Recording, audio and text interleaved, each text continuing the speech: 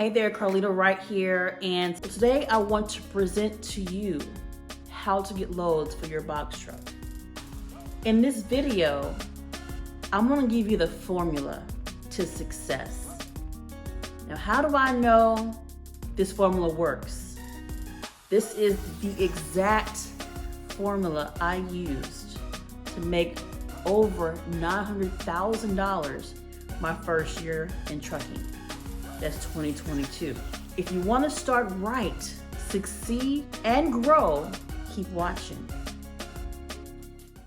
How you start matters, the order matters, and the power behind your actions matter. So how you start? So let's say you want to get into the box truck business or the straight truck business, and you want to start off by doing the load boards, or we call that the spot market, right?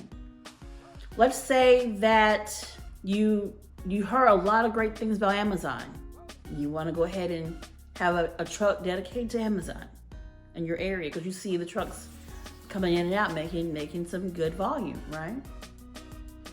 Or let's say that you have a client or you know someone who has a client who works for a company and you think that's your way in. Let me tell you what to look out for these things. So when you are depending on the load boards, you have no control over where you're going, right? You have no control over the relationships you're building unless you're being very strategic, right? So when it comes to the load board, you have to realize this. Where are you in the food chain? Right?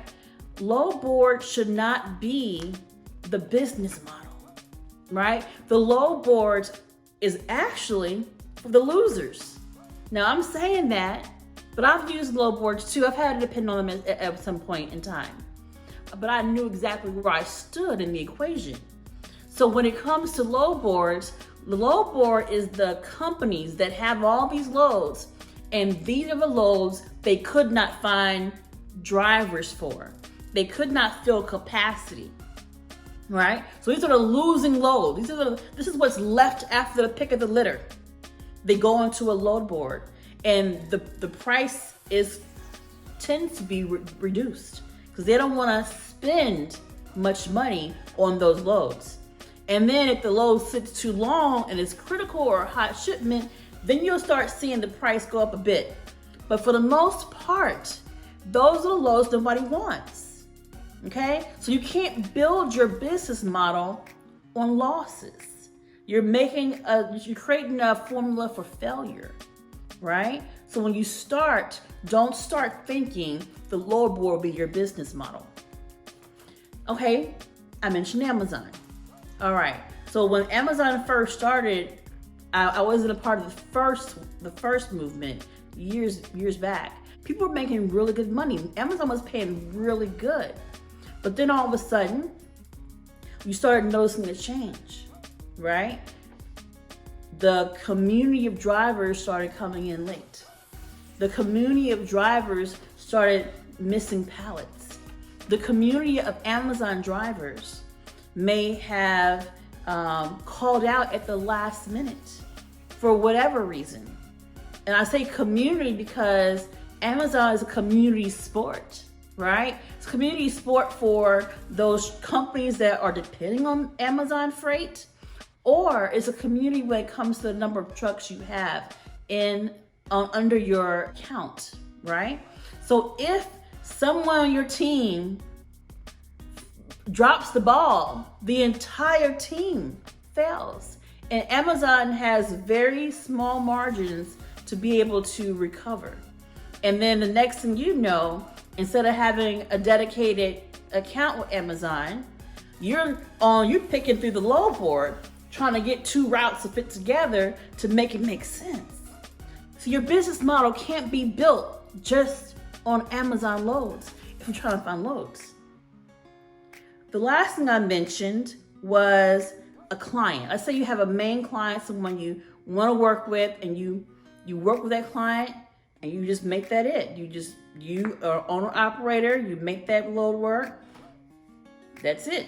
This is a formula for failure as well. Let me tell you why. Whenever you start a business, your mindset when you start should be go big or go home, right? Now, I'm not saying there's nothing wrong with you being an owner-operator. I'm not saying that. What I'm saying is it becomes dangerous when a person who wants to be an entrepreneur or a business owner finds a glorified job and they sit there and they get comfortable and they don't get their authority. They don't know how to manage the insurance. They don't know how to do anything that a real business owner needs to do. Rather, they sit and they let the big company they work under handle all of that. What happens when the volume drops? What happens when they lose a critical contract and it goes to another larger trucking company? What happens then? So now you basically created a one-stream income type of job for yourself, a glorified job. Now you're getting paid more to have more problems, right? To managing a truck instead of growing a business that will sustain itself. See, the thing is this, when you're in business, you're not in business for yourself. You go into business, create opportunities for other people. Opportunity could be for your vendors, it could be for your customers, it could be for your employees. But when you only focus on yourself, hand to mouth, the money you're making going straight from your hand to your mouth, to me, it doesn't make sense. Why get into business, right? If you're gonna go into business, I think you should learn what you need to learn and you should grow. Don't stagnate yourself. Don't sit and don't get comfortable. When you get comfortable, you die. Start a business to go big or go home. How you start, how you think when you start, it matters, all right? So before I go further, let me drill in a couple more points. So when it comes to starting in your business, you're actually, in a way, building your house. You're building a legacy. You're building a corporation, but you're building a house, right? And what's the first thing that builders do? Because building has a formula to it. Every house is built the same way for the most part. All it changes is the commodities, right? The artistry in it. But it's the same thing. You lay the foundation first. So in your trucking company, make sure you're laying the foundation. And that foundation is a contract. You want to make sure the first thing you go for when you're starting a business is a contract. That way you have that steady income coming in that's not going to change. You know, you've signed a contract with them. Nothing's guaranteed, but at least you know how much you're going to be able to make for the next year, next 5 years, right? So you want to make sure that you are building a house, laying a foundation, and start with a contract. The next thing you want to do is you want to start erecting the walls, right? So when you erect the walls, those walls are other contracts, other clients. You can even make this right here portion the local routes off those load boards. So if you're going to be going to like the DAT load board, find the routes in your area that are local, that people just book, the losing loads, right? Pick those up, make that the walls. And what you do is you take those local routes and you begin to build relationship and you convert it over to a recurring opportunity for yourself. They know to come to you. They want to go from A to B once a week, twice a week, whatever the frequency is, you become that person locally, right? And then you begin to grow and add on while you're still holding down the contract, which may mean one of two things. Either you have to get another truck, or the load may be infrequent, but you don't have to do it every day, right? So you can pick it up as you need to be or outside the hours of your contract, right? Or say, for example, your contract, they don't have anything for that day, or you don't need to work that day for some reason, or you decline the work, then you can default over to the load board and do local routes that you can complete in the day in your area. that are coming in and out. Okay, so those are the walls, right? But your foundation is still your foundation. And of course, you can make a decision. If you see a load that's paying twice what your contract is paying, then maybe you may have to make a business decision, right? Make a decision if it's worth it or not, but you got to make sure you commit. I found this on the web. But you got to make sure to commit to your contract too. So you got to be smart about it. Don't chase the money, but make sure you're making informed business decisions. Okay. And then the roof, the cherry on top, right? Then your roof is going to be your crowdsourcing platforms, like your Amazon Relay, like your Convoy, right? Like your motherships, right? These are when you go and you begin to find other loads to augment the time the truck is not running, right? In between time. So you're building a house in your business, and this house is going to give you the structure and the stability you need to grow month over month. As you're doing these three things, you're building the foundation, the walls, the roof, you're continuing to find private clients, building relationships, and testing new markets to see if there's room for growth in those areas. And there's opportunity for you to enter in and provide a service. The order matters. The order by which you do things, it matters. Don't believe me? Let me give you an example. So let's say cake, right? I don't know how to bake a cake, but I can kind of figure out a few things about the cake. You might need some butter, eggs, some flour, sugar, milk. These are all the ingredients. If you miss any one ingredient, you'll either not get a cake, or you get something else that's not something else, right? Or impact the quality of the cake that you're trying to create if you're missing any ingredient, right? Not only that, if you do them in the wrong order, right? If you put the butter in and then the sugar and put some milk and stir it up together and add the flour, like the consistency and the texture and there's a flow to it. There's a logic order of sequence. Things have to happen in a certain order because it's a science. Well, business is a science too. You have to do things in a certain order. And here's the kicker. How you do one thing is how you do all things. The same way you build a house, the concepts, the same way you build a trucking business. There may be some nuances, but the core themes and the principles are the same. And once you realize that, then nothing can stop you. Once you realize that, you can grow as big as you want, and you can begin to bring in other services and repeat and duplicate yourself. But until you realize the order matters in things, you're gonna be wondering why you're working so hard. Here you are making a cake, stirring it, but you forget to add the milk. And you're wondering why you're not getting the consistency you need. You're wondering why it's not behaving the way it needs to behave. Because you're not doing things in the right order. You're doing the right things, you're doing them in the wrong order. You're doing the right things, but you forgot a step. It matters. It matters. So I want you to understand that while you're working your business and growing it, I don't want you to be toiling.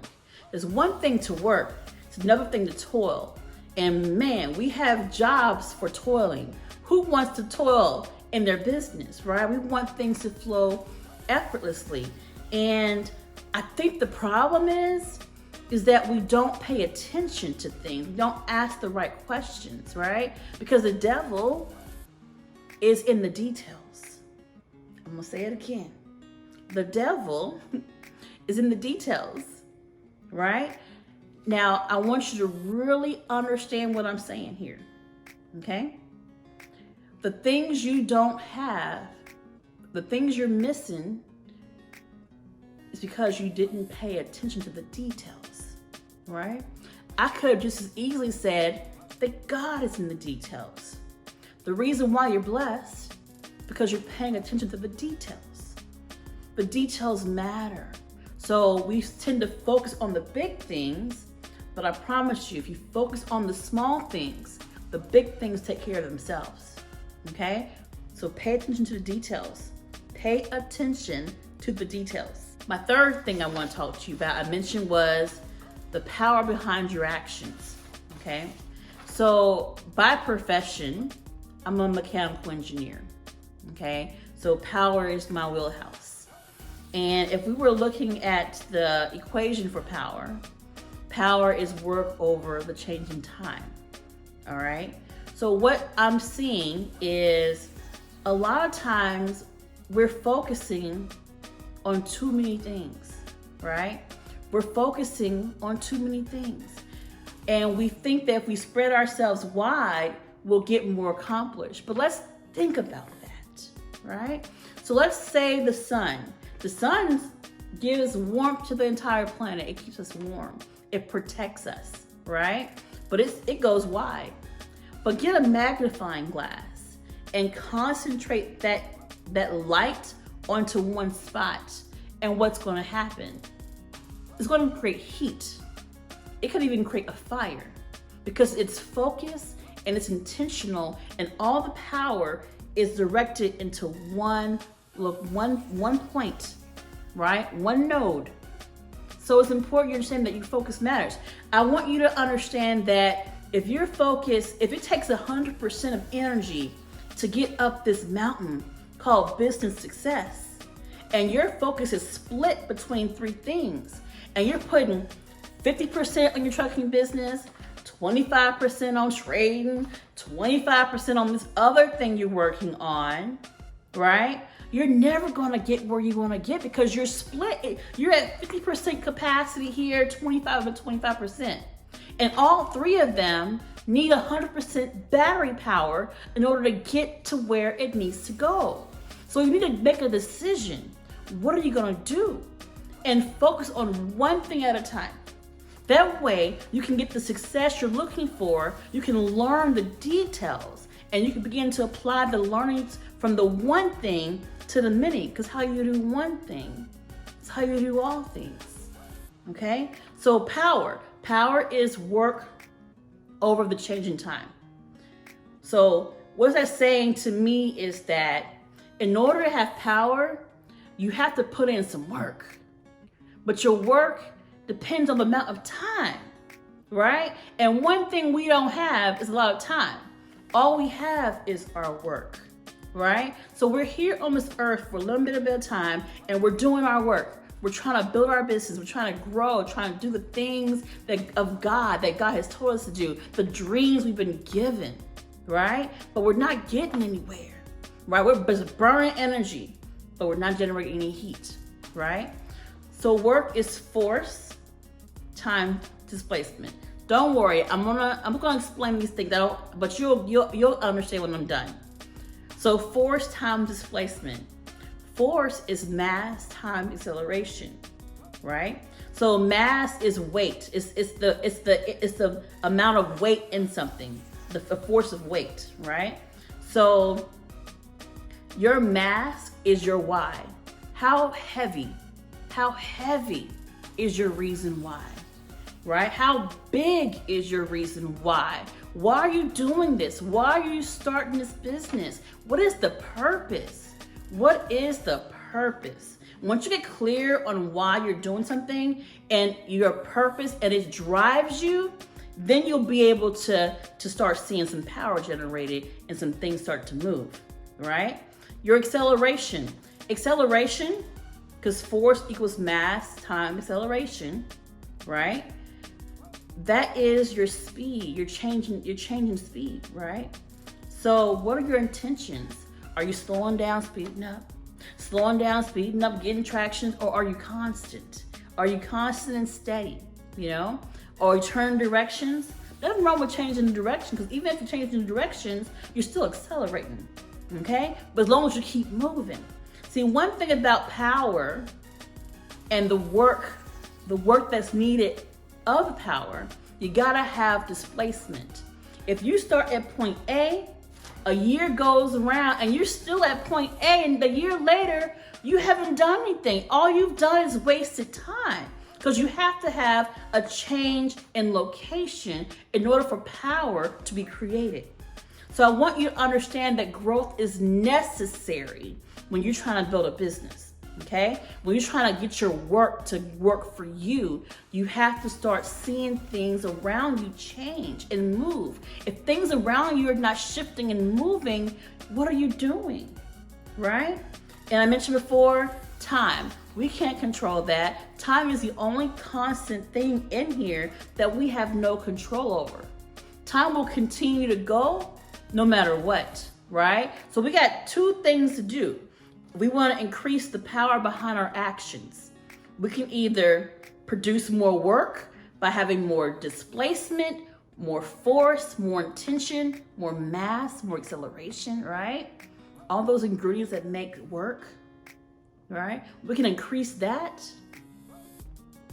right, with the same time, or we can do that in less time. So basically the work that we're currently doing, let's say we don't change anything, the work that I'm currently doing, in order to produce more power, I either need to produce more work, 10 times the amount of work, do more volume, get more clients, or I need to get the work that I am doing done in less time, right? So if it takes me 10 hours to do this to get paid, I need to do the same thing in 3 hours and pay the same amount.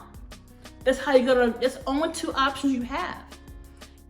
Either increase your work output, do more, put in more focus, or do that same you've been doing, what you're doing right now, do it in less time, right? Now, I don't know which one works for you, but I think it's a little easier to increase your work output because we can only produce so much work, but by getting other people to work with us, we can increase our power, right? Using other people's work to help us work will increase our power. So, what is the formula, Carlita? Like all this talk, what's the formula? Okay, I'm gonna give it to you. The formula is this. Remember I told you the devil is in the details. And I know it's the formula because I've tried it and it worked for me. The formula is ask, seek, and knock. That's the formula for getting loads. Ask, seek, and knock. I want you to start asking. Ask for opportunity, right? Ask, do they need help? Ask, do they need this truck? Ask around. The more people you ask, the better. But here's the thing though, because we can be asking all day long. That's the problem I have with marketing. People are asking all kinds of questions, but the problem is they're asking the wrong question. You see, I'm reading this book right here. It's called Ask by Ryan Levesque. And what he says in this book is that we're asking questions, but we're asking the wrong questions. And we're asking questions trying to get a particular answer, but we're not getting anything. For example, if you ask somebody, what do you want to eat? Ask your family what they want to eat. Nobody, I don't know what I want. I don't know what I want. Not sure what I want. Just pick something. What do you want? Just whatever you want, I'll get. You ask some people questions, you know they need food. You ask what they want, and you think they're going to explicitly give it to you. But here's the problem that Ryan talks about. People don't know what they want, right? They don't know what they want. And a lot of times it's easy for us to focus on the negative. We know what we don't want, right? And if you know what you don't want, instead of that, just ask, what do you not want? What don't you want to eat, right? Focusing on the problem. So when you're looking and you're trying to find clients, focus on, know their pain, know their problems, and ask them, hey, are your drivers calling out? Do you need someone to come in and clean up after your drivers call out? Let me do these loads for you, right? Or how happy are you with your current broker or your current company? Oh, I'm 90% happy with the company we have.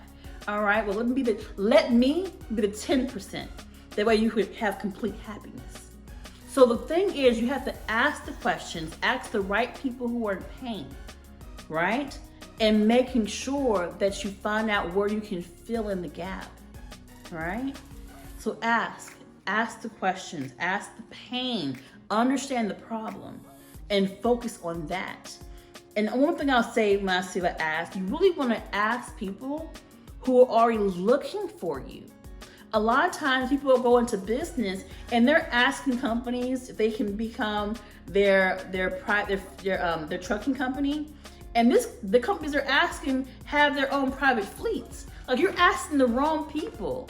Find a group of people that have a need. They're already looking for you.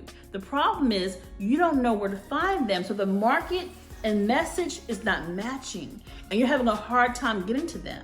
Find a need, ask. And when the opportunity comes, they know to come to you. Okay? Seek to become the person of value. All right? So when you are asking what people need, make sure that you're the person that can fill the need. Okay? So they're saying, yeah, we need trucks, but you only have one truck. They need 5. What are you going to do about that? Because now you have a partial solution, and a partial solution is not good enough, right?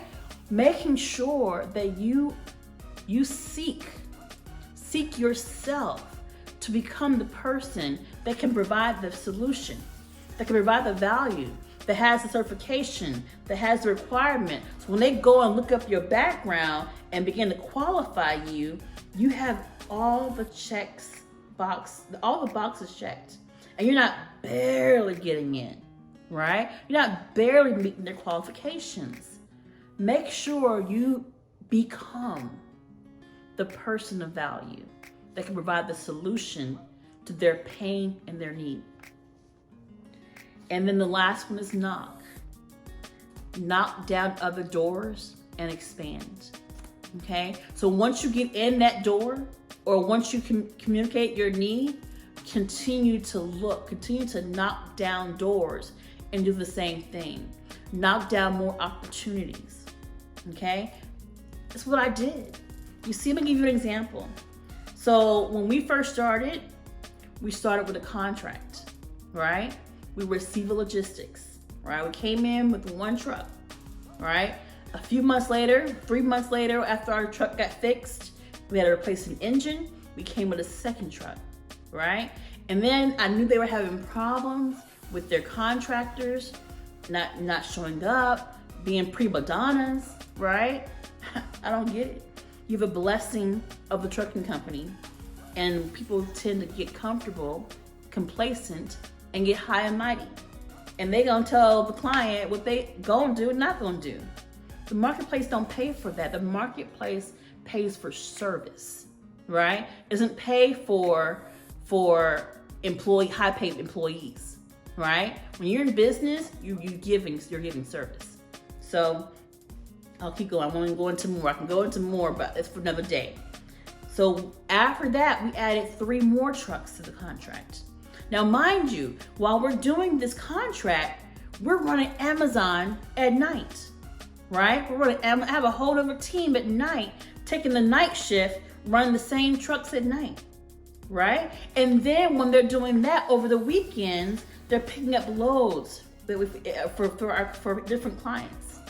And let's say that something happened there, and it did, where the client did not have any loads for us that day, or it was a local route and they gave it to the wrong, whatever happens with it. Things happen in contracts too. Even though you're under contract, you're not always guaranteed anything, right? You still gotta deliver something. The money has to be there. So when there's no work that day, I immediately flipped over to our authority, which I had, my authority was running. And mind you, all the other contractors didn't have an authority because they were only operating under the authority of the contract we were under, But I had the authority and the insurance and all the DOT decals on the door and everything. We could just flip over, and I kept my guys working while they were going through a volume acquisition shift, or they're bringing in more volume, having a problem with truckers. It was something going on, right? And we were able to keep our guys running. So, but I had to become the person that understood that. I had to become the person that wasn't just depending on one client, but I knew I had other clients to serve, and they required me to have certain qualifications. And you have to be ready, not get ready, right? So I stayed ready, because you never know what's going to happen in this business, right? And then knock. I continued to add on other contracts. So Seaver was not the only contract. We added on 3 more contracts in the same city of Nashville, and we worked those 5 trucks, right? We worked them. I signed trucks to different contracts, moved them over when I needed to, when the volume was shifting, you know? So I had flexibility in the marketplace to find loads because I built it in a certain way. I put things in a certain order, and I used things that I already knew, like the power to work, right? And we worked it. I had other people help me. They worked and got paid well for their work, right? So in Matthew chapter 7 through 12, is where you're gonna find the formula to find loads. The ask, the seek, the knock. And I want you to really read that and pay attention to the details, okay? Pay attention to the details. So, in summary, we all need to make sure when you're finding loads, you start off with a contract, right? Find a contract first. Now, I'm gonna say this too. So that contract was in Nashville. I was in Louisiana. I'm still in Louisiana, right? So you have to you have to go where you're needed, because in business pays for solving problems, and you gotta be willing to go wherever the money is, right? In order to meet the need. But sometimes we're so stuck and so comfortable in our local area, we're so afraid. But if I can operate a business virtually from 700 miles away from Louisiana, you can do the same thing, okay? We need to expand by giving others opportunity. When you're in business, you're not a business of one. You're a business to help other people, whether it's your vendors, your customers, or creating other opportunity for other people. That's why you're in business for. That's the only way you're gonna grow, okay? And I can even include subcontractors in there as well, okay? We need to make sure we leverage our time to get more out of it, because time is all we have and it's limited. It's the only natural resource that we have no control. It's in limited supply. You know, we can't go get more, can't go dig more. You know, we all have so much time, and the time that we got is not promised. So either you're gonna get in the business of trucking and get a box truck, you're gonna go big, or you're gonna go home. That's the only option. Go big, go home. There's no in between, okay? Because it's not getting you anywhere. And it's not making you think like an entrepreneur. You're not solving any problems. You know, you're becoming a glorified employee with the mindset of just one and done. One client and you're done. And last thing I'm gonna say is we need to become people that our clients need. I alluded to it, I said it before, but become the person that your client needs, okay? If your client needs you to go to another state, another city, then be the one that can figure out a solution to making that work, okay? Because all it's gonna do is springboard you to the next opportunity. But if you don't get more work, you don't put out more output, you don't get any power. You don't get any power to change your situation, okay? All right, so last thing, I'm gonna say this. I keep saying last thing, but this is the last thing. When you're building a business, I know I quickly figured this out. Like unless you're working for yourself as a glorified employee, right? It's really hard to make the money you expect, because you're gonna make money, but you only have that one workhorse. And if it goes down, your business is down, right? If there's a fluctuation in the spread, in the margins, you're gonna be robbing Peter to pay Paul, right? So it's important to have multiple streams created, whether it's multiple trucks, multiple contracts, multiple opportunities to bring in revenue for your business. truck washing, whatever it is. Making sure that you have multiple streams, like Ecclesiastes chapter 11, 1 through 6, Because at the end of the day, we just don't know what's going to happen. We can't control these companies. We cannot control any company's loads. All we can control is our actions, our inputs, our contributions.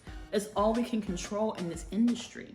So if all I have to give and all I can control is what I have, I want to make sure I'm mitigating my risk and managing my capacity, because you don't want to stretch yourself too thin.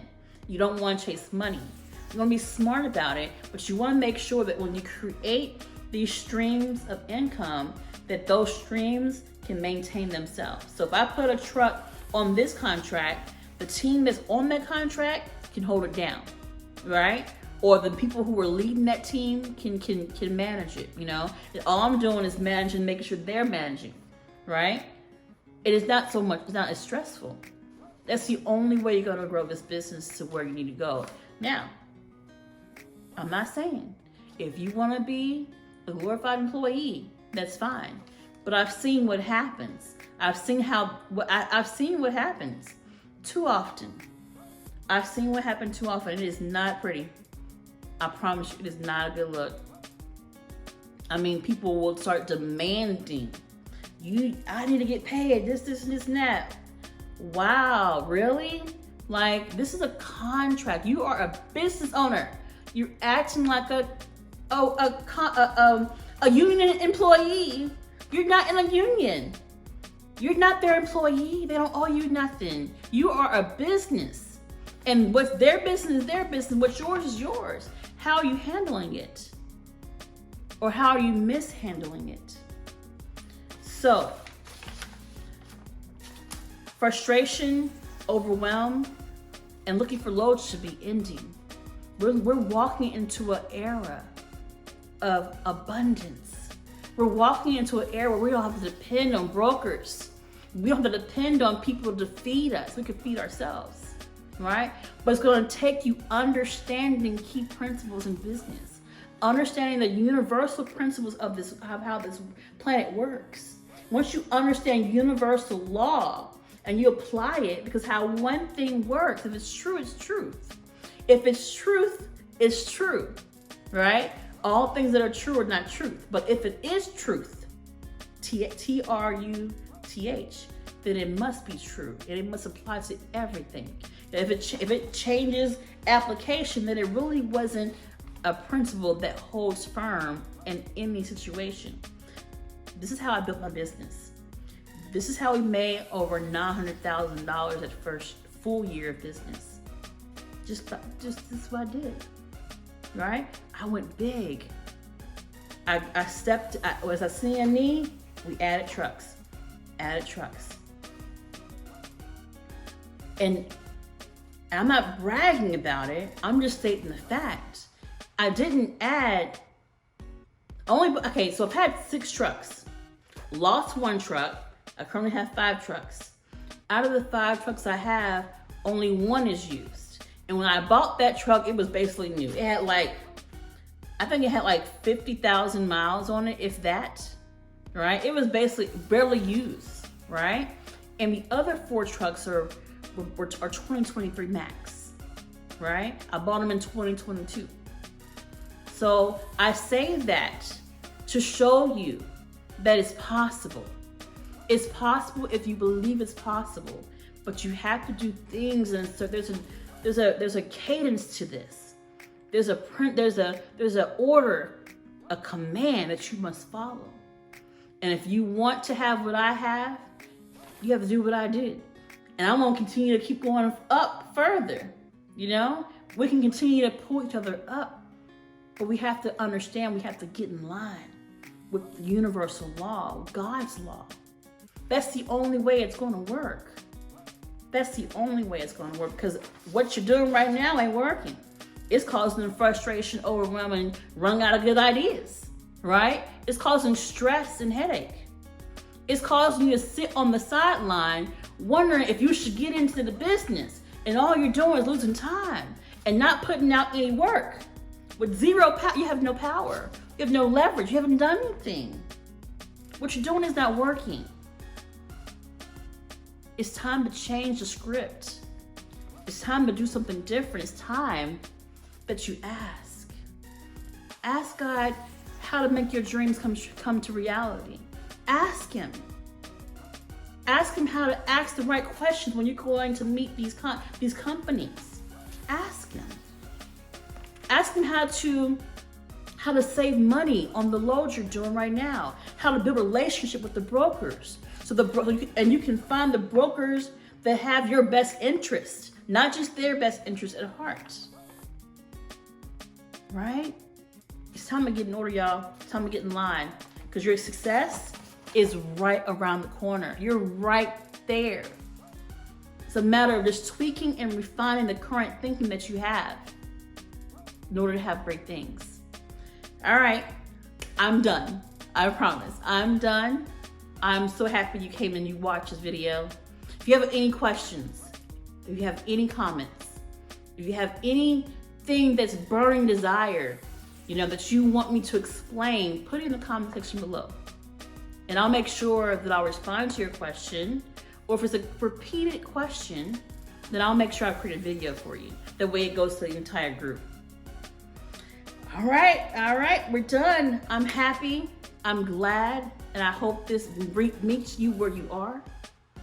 And like I always say, it's been real. One thing I want you to do though, before you leave, do the YouTube things.